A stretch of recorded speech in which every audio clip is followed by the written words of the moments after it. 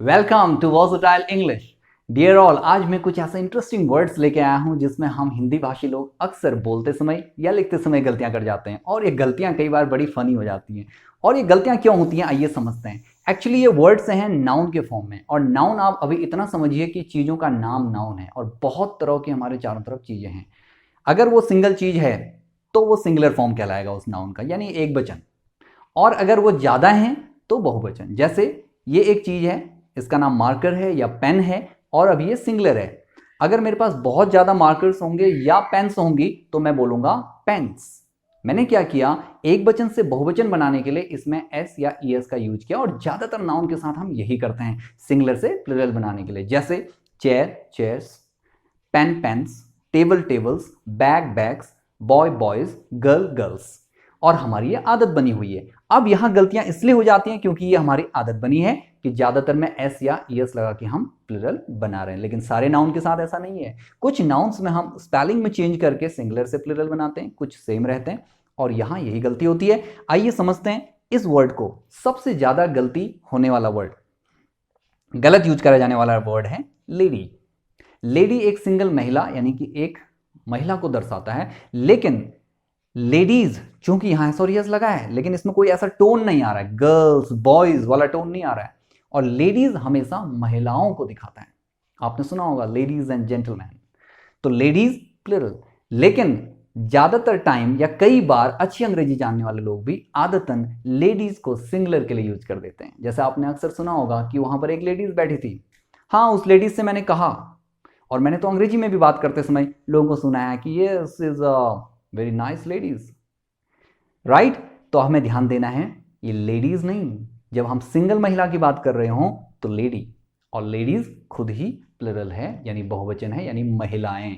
अच्छा, इसमें और ज्यादा हास्यास्पद कब बनता है, जब कई बार हम हिंदी का टोन सिर्फ इसी शब्द में नहीं और शब्दों में भी अंग्रेजी के लिए भी लेके आए हैं। आपने सुना होगा कई बार कहते हुए कि अरे इन महिलाओं को कौन समझाए।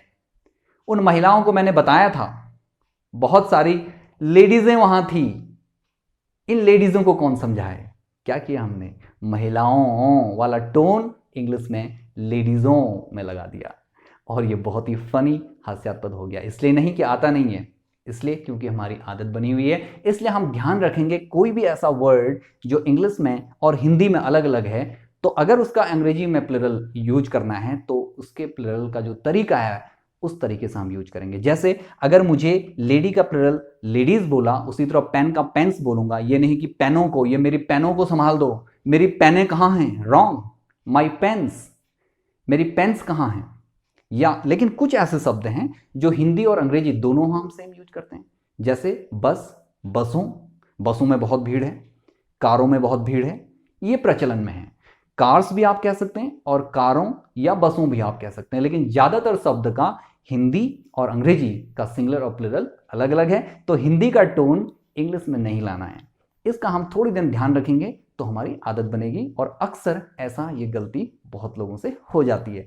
अगला वर्ड है हमारा मैन, एम-ए-एन, मैन एक पुरुष यानी वन मैन, और एम-ई-एन मैन, इसके प्रोनाउंसिएशन में कोई भी अंतर नहीं है इनफैक्ट। तो हम एम-ए-एन स्पेलिंग से ही समझेंगे कि जब मैं एक आदमी की बात कर रहा हूं, और एम-ई-एन बहुत से लोगों की बात कर रहा हूं। मेरे सेंटेंस में इसके साथ आने वाली सहायक क्रिया से मुझे पता चलेगा कि मैं एक पुरुष की बात कर रहा हूं या ज्यादा की। There was a man, there were many man, वहां एक पुरुष था और वहां बहुत सारे पुरुष थे। और क्योंकि यहां पर भी कई बार गलती हो जाती है, देयर वर मैनी मैन्स, ऐसे कई बार लोग बोल देते हैं। तो कभी भी ध्यान रखें, मैन का प्लुरल मैन्स नहीं होगा, एम-ई-एन मैन ही होगा।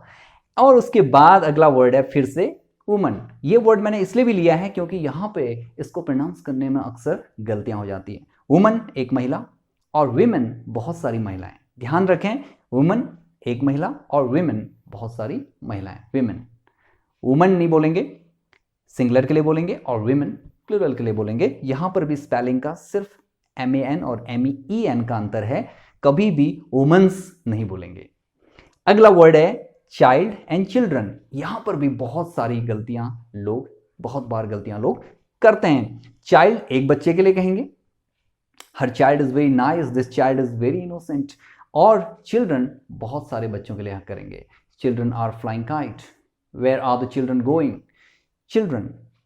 जबकि कई बार लोग चाइल्ड्स बोल देते हैं। हाउ आर योर चाइल्ड्स, आपके बच्चे कैसे हैं? No, how are your children, आपके बच्चे कैसे हैं? चिल्ड्रंस, ये गलती अक्सर हो जाती है।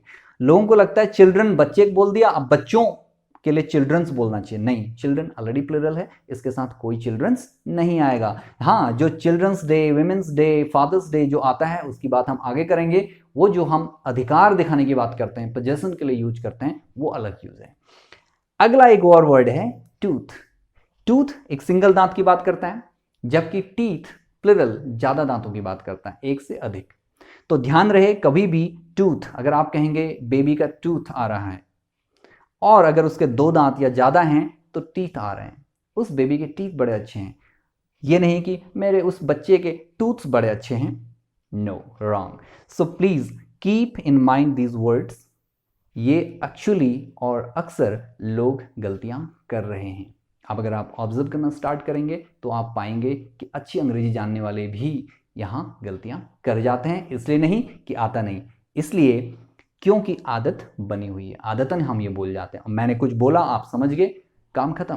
क्योंकि कम्युनिकेशन का मतलब उतना ही है कि मैंने कुछ कम्यून किया, आप समझ गए, जबकि ग्रामेटिकली करेक्ट बोलना ज़्यादा इंपॉर्टेंट है। तो आज ये कुछ कॉमन वर्ड्स मैंने लिए क्योंकि प्रैक्टिकल चीज़ें पहले आना जरूरी है। कई बार हम कठिन चीज़ें रट लेते हैं, कठिन चीज़ें हमें आती हैं, लेकिन जो रोज़मर्रा में प्रैक्टिकल चीज़ें जहां हम गलतियां कर रहे होते हैं वहां हम ध्यान नहीं देते। तो आज मैंने इस तरफ आपका ध्यान ले जाना चाहा। अगर आपको ये यूजफुल लगता है तो इसको सब्सक्राइब कर लीजिए चैनल को, और लोगों के साथ शेयर करिए, लाइक करिए। आगे और सारी इंटरेस्टिंग चीज़ें आने वाली हैं। Thank you so much.